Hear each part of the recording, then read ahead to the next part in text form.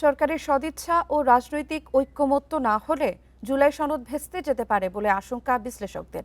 তারা বলছেন, সংবিধান সংস্কারের মতো বিষয়ে দ্বিমতের কারণে সনদ বাস্তবায়নের পথ এখন অনেকটাই রুদ্ধ। এ নিয়ে সরকারকে উদ্যোগ নেওয়ার পাশাপাশি বিরোধীদের রাজপথ ছেড়ে সংসদে সমাধান খোঁজার পরামর্শ দিচ্ছেন বিশ্লেষকরা।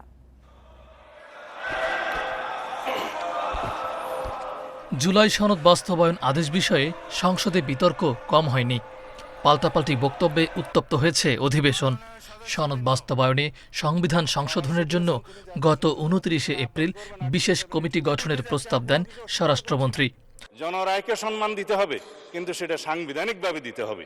প্রথমে একে স্বাগত জানালেও সদস্য সংখ্যার বৈষম্য দেখিয়ে কমিটিতে যোগ দেয়নি বিরোধীরা। এরপর থেকে ঝুলে আছে জুলাই সনদ। বিএনপি সরকার অক্ষরে অক্ষরে সনদ বাস্তবায়নের কথা বারবার বললেও তাতে আস্থা রাখেনি বিরোধী জোট। এ নিয়ে রাজপথেও নামে তারা। মাঠ উত্তপ্ত না করে বিরোধী দলকে সংসদে সনদ বাস্তবায়নের পথ খোঁজার পরামর্শ বিশেষজ্ঞদের। আজকে বিএনপি রাষ্ট্রীয় ক্ষমতায় এই জুলাই সনদের সুফল। আজকে অন্যান্য যে রাজনৈতিক দলগুলো, সাংবাদিকরা, সকল শ্রেণী পেশার মানুষরা মুক্ত মনে কথা বলতে পারে, লিখতে পারে, নির্ভয়ে তাদের রাজনৈতিক কর্মকাণ্ড পরিচালনা করতে পারে। জুলাই সনদের ফসল। এটাকে জনমানুষের কল্যাণে কাজে লাগানোর জন্য যা যা করা দরকার রাজনৈতিক দলগুলো সেই পথ খুঁজবে।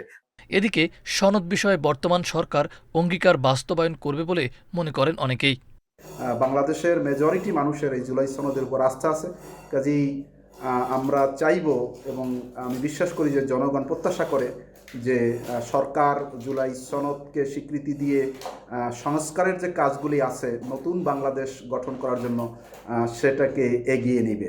জুলাই সনদ আদেশ অনুসারে এবার সংসদে উচ্চ ও নিম্নকক্ষ এবং ১৮০ কার্যদিবসের মধ্যে সংবিধান সংস্কার পরিষদ গঠনের কথাও ছিল। মাহফুজুর রহমান মিলন, ইন্ডিপেন্ডেন্ট নিউজ, ঢাকা।